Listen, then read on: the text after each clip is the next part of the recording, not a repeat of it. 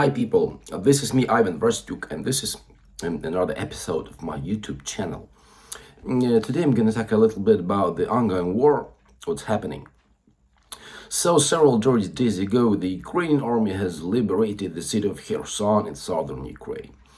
This is a rather big city, though it's not like as big as Kiev or Dnipro, which is located closer to Herson. But it's pretty big.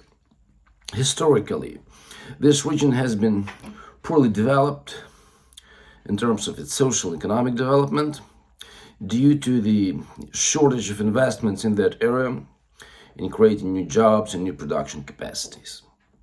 But nevertheless, Herson and the neighboring areas had quite developed agriculture industry, where they would be producing grains and vegetables like tomatoes and some other things. It has several big ports, and overall, it's an important area to Ukraine's economy. So after the Ukrainian army entered the city of Herson, and now it's been having this stabilization stage. So the control over this city would be sustainable long term, and all the locals living there would have all the basic safety and security that they need. But the problem is that the city of Herson doesn't have enough food supplies, doesn't have electricity working, doesn't have water supply working, doesn't have central heating working, no mobile connection, no internet connection. Everything's pretty much ruined. The city's economy ruined by Russians. No Russians in the city anymore. But the damage that they produced in this city appeared to be quite critical. So the first thing I want to talk about is logistics. The Ukrainian government needs many more trucks and vans to deliver food and medicines to the Herson residents. Ukrainian government and its Ministry of Infrastructure and other governmental organizations, well, they have their own trucks and vans for doing that kind of work, and the army has its trucks and vans. But more is needed. So I guess at this time of war, when taking care about people's lives matter the most, maybe it would be rational if the government could nationalize some of the trucks of the private logistical companies. It's not that we don't have respect for the rule of law and property rights here in Ukraine. It's totally different. It's that we need capacities and assets to run the deoccupation policy as smoothly, as efficiently as possible. Sometimes during the war, governments do that. They do nationalization of the private assets. And that's something that's happening in Ukraine. It's not only about trucks and vans that are needed for the logistical purposes of deoccupation. It's also about energy system. Some particular big energy companies have been nationalized lately by the Ukrainian government, so they could resume their work and provide supplies of gas and oil and electricity to the people who need them. Then, of course, repairing the Herson infrastructure. Of course, the Ukrainian army has own engineering units who are capable of doing that type of work. But fairly, this is work of civil engineers, not for the military ones. So my suggestion is that Ukraine needs more companies who would be able to provide repairs of the infrastructure. Municipal companies and state-owned companies, they are not always capable of doing that because of the amount of work. I mean, you need to repair infrastructure everywhere because it's been ruined everywhere. In Kiev, in Dnipro, in Zaporizhia, and all the other cities. Western Ukraine is slightly better on this, but the central, northern, southern, eastern Ukraine, they all have huge problems with infrastructure and energy supply. So if private Ukrainian companies could join this big repair thing, that would be awesome. By ruining Ukraine's infrastructure, Russia wants to distract Ukraine's resources So all the money, all the funds provided to Ukraine by its international partners would be spent not on the defense needs, not on the army's needs, but on repairing the infrastructure. And repairing the infrastructure has been pretty expensive. Before the war, Ukraine had this big road building program, which was like huge infrastructure policy thing for President Zelensky. And it was big multi-billion program. Repairing and building roads is an expensive business. If you do this cheap repair, it's not sustainable. Same with all sorts of infrastructure, because you need hardware solutions, you need materials, you need to pay people's salaries, to the engineers, electricians, all people involved in the repair. They need to have their salaries. So we need better new solutions for repairing the infrastructure.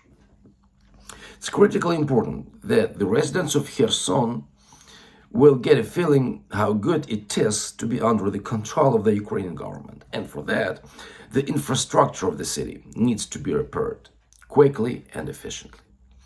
The best case scenario, in one time week, Herson should have its electricity and mobile connection back, and internet connection and water supply.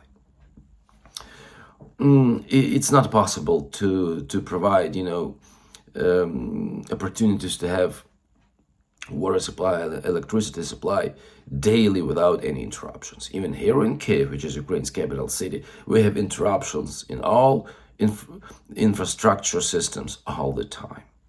It's like we have to live with this until the war is won, and we can do this major repair of all of Ukraine's infrastructure systems.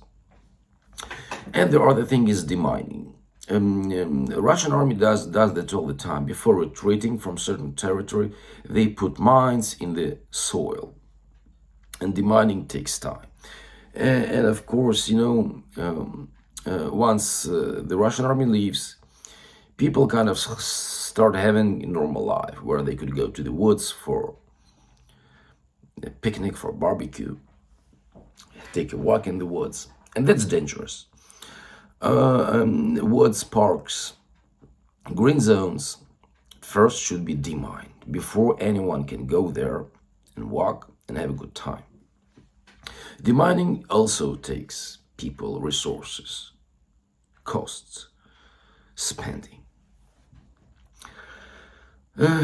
And that's about people's lives. Because we've got Russian mines everywhere. And the Ukraine's defense ministry is talking about this all the time. Beware of mines. Don't walk into the woods. Watch what's under your feet, because the mine could be on the street of your city, not only in the woods outside the city, but in the park or on the main square of the city. Russians are able to put mines everywhere, and that's dangerous. We should be aware of this. Finally, I want to talk about the transportation system, which is logistics and important as well. Ukrainians still keep traveling abroad. Men are not allowed to leave the country before the war ends, but women, kids, teens, they do traveling. They travel abroad. They travel to study at universities in Western Europe or America. They travel for hospital care.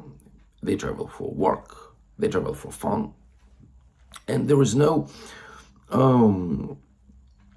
air routes where you can board a plane and travel to Munich, London, or Paris, or Stockholm.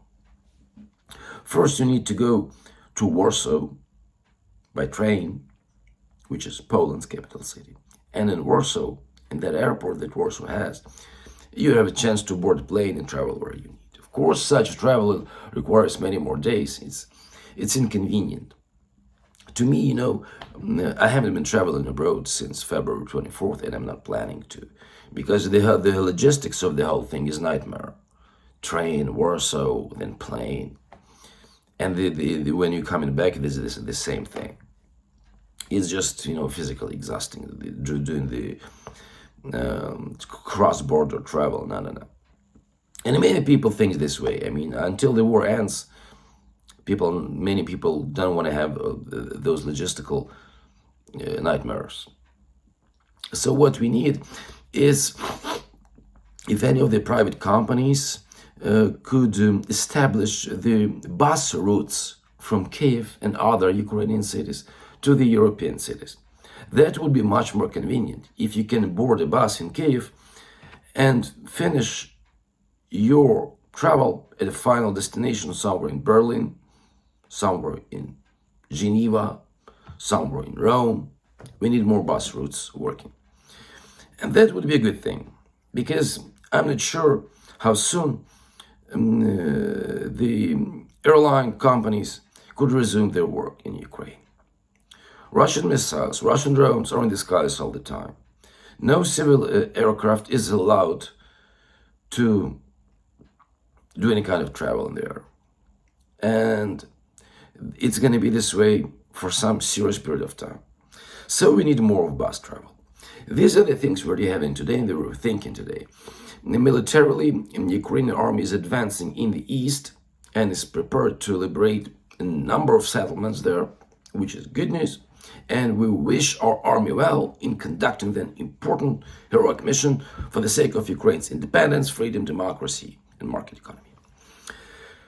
That's what's happening. And in the south, after liberating Herson, the Ukrainian army will push further to the border with Crimea, Ukrainian peninsula controlled by the Russian army. That is also a good thing. We were successful in this war. But we've got lots of problems too, that our government will be working to resolve, to provide all the basic living comfort to all of the Ukrainian cities, villages, towns, to all of the Ukrainian citizens. Glory to Ukraine.